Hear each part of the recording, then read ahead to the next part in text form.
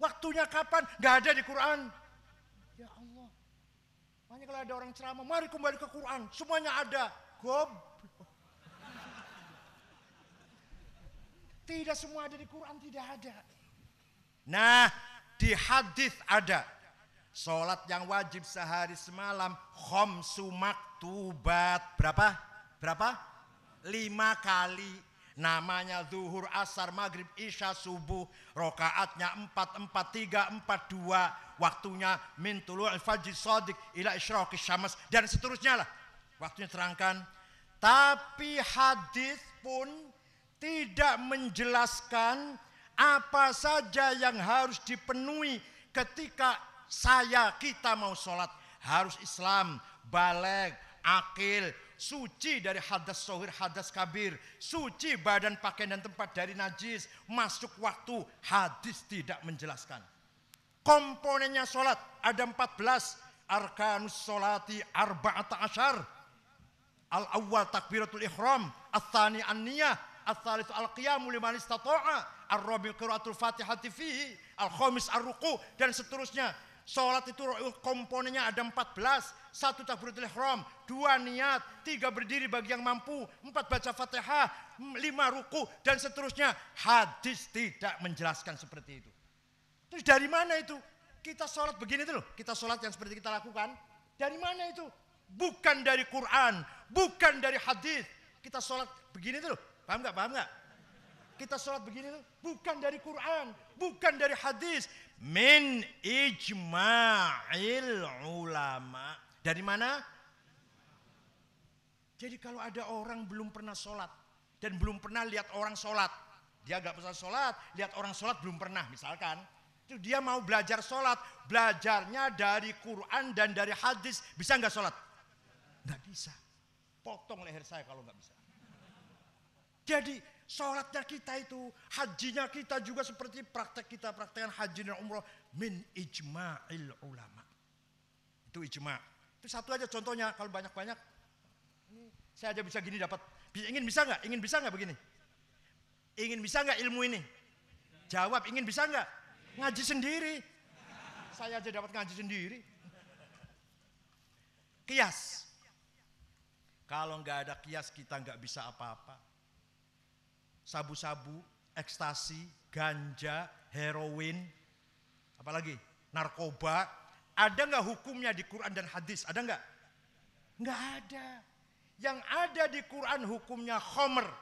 Khomer itu haram, maka harus pakai kias. Kalau nggak pakai kias ya halal nantinya. Yang haram itu khomer. Sabu-sabu nggak ada di Quran hadis, halal dong. Harus pakai hadza muskir wa kullu muskirin khamrun wal khamru haram fahadza haram. Ini barang memabokkan, setiap yang memabokkan masuk dalam kategori khamar, sedangkan khamar itu haram. Maka ini barang namanya kias burhani, kias fakta. Fakta kenyataannya memabokkan. Ada kias aulawi. Di Quran dilarang bentak-bentak dan ngomong kasar kepada ayah dan ibu. Wala taqul lahuma uffi wala tanharhuma. Jangan ngucap kasar kepada ayah dan ibu. Jangan bentak-bentak kepada ayah dan ibu. Di Quran tidak ada. Jangan membunuh ayah dan ibu. Jangan nempeleng, jotos, mukul ayah dan ibu. Kalau gitu boleh? Boleh, ayah ibu kita pukul aja boleh. Yang dilarang di Quran apa? Yang dilarang apa? Ngucap kasar dan bentak-bentak. Mukul nggak ada larangannya. Pukul aja orang tua ya. Gak usah dibentak, pukul aja udah. Nah ini harus pakai kias aulawi. Kalau bentak saja tidak boleh, ngucap kasar saja tidak boleh, apalagi menyakiti, memukul atau nempeleng atau nendang. Lebih-lebih haramnya. Namanya kias apa namanya? Aulawi. Ada kias istiqra'i, survei. Imam Syafi'i survei kepada setiap perempuan. Kalau haid berapa hari? Kalau haid berapa hari? Kalau haid berapa hari? Tanya satu-satu oleh Imam Syafi'i. Kesimpulannya, kebanyakan perempuan haidnya 7 hari 7 malam. Ada yang cuma 1 hari 1 malam. Maksimal 15 malam. Lebih dari 15 hari masih keluar darah. Bukan haid, istihadah, penyakit. Dokter pun ngomong begitu. Itu Imam Syafi'i itu yang bikin. Ya Allah. Gitu mau diremehkan Imam Syafi'i. Ya karena nggak tahu sih ya. Orang yang meremehkan Imam Syafi'i nggak usah ikut Imam Syafi'i karena goblok. Kembali Quran dan hadis, nggak usah Imam Syafi'i. Nah, ini. Mudah-mudahan di Banjarmasin tidak ada yang kayak gini, mudah-mudahan. Kalau ada harus dilawan. Kalau ada orang seperti ini khutbah di Masjid Sabil Muhtadin, tarik saja Pak Gubernur, turun. Iya. Kalau ada orang khotib di Masjid Sabil Muhtadin, mari kita nggak usah taklid. Kembali Quran hadis, semuanya ada dalam Quran hadis. Tidak usah taklid pada imam, tarik saja itu bajunya atau sarungnya biar sarungnya tarik aja tuh. Turun. Ganti yang tidak seperti itu. Paham nggak? Mau nggak gitu?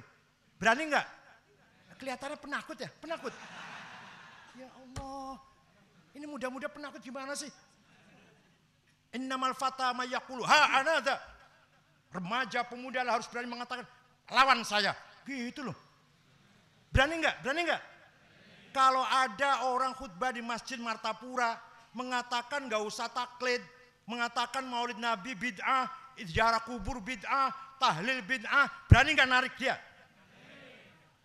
Kelihatan penakut gitu, saya ragu itu.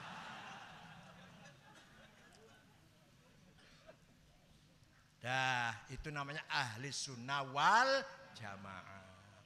Sekarang satu lagi, pesan terakhir.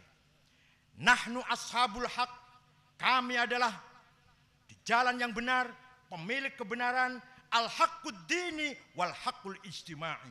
Kami NU, warga NU, benar dalam beragama dan benar dalam bermasyarakat, berbangsa dan bernegara.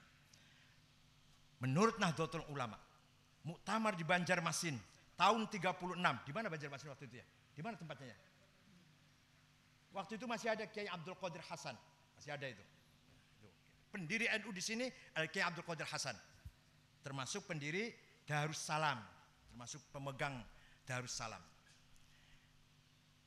Menurut Nahdlatul Ulama, keputusannya di Banjarmasin, waktu itu kiai-kiai datang semua, Kiai Hashim, Kiai Wahab, Kiai Samsuri, semua datang, Kiai Maksum, datang semua pakai sarung semua, nggak ada yang pakai celana. Karena pakai sarung itu demokratis, memberikan gerak bebas luar dalam.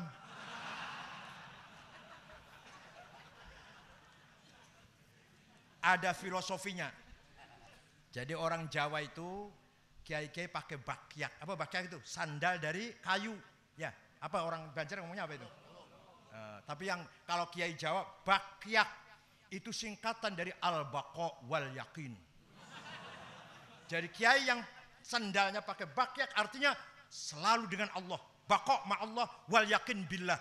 Selalu ingat dengan Allah kalau pakai bakyak. Kemudian pakai sarung. Sarung itu asalnya syar'an, melaksanakan syariat Islam. Tapi orang Banyumas, Purwokerto, Cilacap, Banjarnegara, Purbalingga, Gombong, Kebumen tidak bisa syar'an, syarngan. Kalau panggil saya Kiai Sangit Ngakil, itu orang Kebumen. Sallallahu alaihi wasallam, innallaha wasingun ngalim. Al-sunnah wal jamaah. Itu orang Jawa Tengah itu. Maka bilang syar'an tidak bisa, syarngan, sarungan. Nah, baju koko ini, ini dari walibasut taqwa dzalika khair. Pakaian takwa, pakaian paling baik menurut Allah. Nah, takwa itu nggak bisa Jawa ngomong takwa, koko. Kemudian kepala ini walaupun alim, pinter, cerdas, ilmunya banyak, jangan ditonjolkan, ditutupin, disembunyikan. Sembunyi itu bahasa Arabnya khufyah, kopyah. Jadi orang pakai kopyah itu tandanya orang tawadhu. Kalau ada orang di Banjarmasin pakai kopyah tapi sombong, salah terbit. Perlu ditarik dari peredaran, Pakai kopyah kok sombong. Kopyah itu simbol orang tawadhu. Jadi kalau pakai kopyah jangan sombong. Pakai kopyah kok sombong, berarti salah terbit. Perlu segera ditarik dari peredaran. Nah, muktamar NU di Banjarmasin memutuskan bahwa Nahdlatul Ulama menginginkan berdirinya negara Darussalam, negara yang damai, bukan Darul Islam, bukan negara yang legal formal, negara Islam tidak, tapi seluruh Nusantara ini semua adalah saudara kita, lintas agama dan lintas suku, semua saudara kita. namanya negara Darussalam. Negara yang damai. Bahasa sekarangnya nation state, negara kebangsaan. Bukan negara agama, bukan negara suku. Indonesia bukan negara Islam, bukan negara Kristen Katolik, bukan negara Hindu Buddha, bukan negara Konghucu, bukan negara Kapitayan, Kaharingan, bukan negara Darmo Gandul, Gotoloco, Sabto Darmo, Subud, Sambelun. Itu alir-alir agama di Jawa banyak.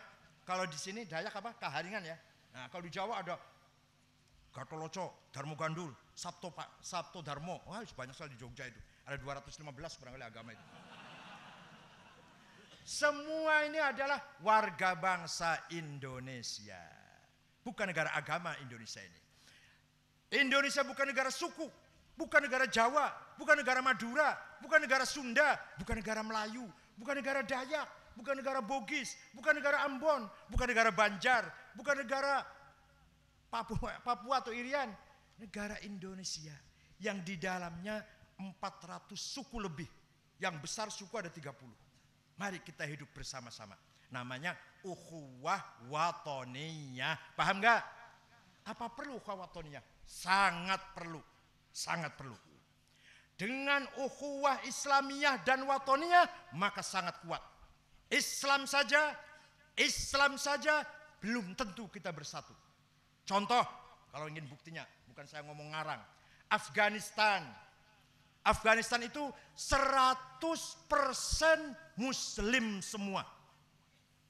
99% madhabnya Hanafi. Tarekatnya Naqsyabandi. 1% Syiah. Tapi perang terus. Dengar gak Afghanistan perang terus? Satu sama lain perang terus. Balik Islam semua itu. Kenapa? Tidak punya ukhuwah watoniyah. Tidak punya apa? Coba. Kalau tanah airnya ribut terus, perang terus. Bisa nggak ngaji kayak gini? Bisa nggak tenang ngaji kayak gini, belajar, kuliah, pesantren? Bisa nggak? Ribut, perang terus. Mau jadi apa masyarakat yang perang terus? Semuanya sudah Islam semua. Tapi karena tidak punya sumpah atau komitmen ingin mempersatukan tanah airnya, maka perang terus. Somali, negara Somali itu Afrika Timur. 100% Muslim. Madhabnya Maliki, kalau nggak Maliki Syafi'i. Tarekatnya Syadziliyah semua. Perang terus sampai bubar. Negara Somali itu negara yang bubar. Kenapa? Tidak punya ukhuwah watoniyah. Oleh karena itu, kalau hanya menggembar-gemborkan ukhuwah Islamiyah, belum tentu kita bisa bersatu. Tapi ukhuwah Islamiyah harus diperkuat dengan ukhuwah watoniyah. Ukhuwah watoniyah harus diisi dengan ruh ukhuwah Islamiyah. Watoniyah saja tanpa Islam, ya kayak orang PDI itu jadinya. Nasionalisme yang kering, nasionalisme sekuler, nasionalisme abangan, nasionalisme yang tidak tahu agama, hanya tahunya nasionalis. Tapi kalau kita enggak, kalau NU tidak, nasionalisme religius nasionalis. Paham enggak? Paham enggak? Kita mempunyai semangat ukhuwah Islamiyah, tapi juga punya semangat ukhuwah watoniyah. Mari tanah air Indonesia ini kita jaga bersama-sama. Jangan sampai ada yang merebut sejengkal pun. Paham enggak? Paham enggak? Atau jangan sampai kita bentrok konflik horizontal, perang sesama Indonesia. Nanti kita enggak mungkin akan ngaji, akan berorganisasi, kuliah, pesantren, tahfidz Quran. Nanti enggak akan terjadi. Kalau kita perang terus seperti Irak, enggak mungkin ada orang belajar itu.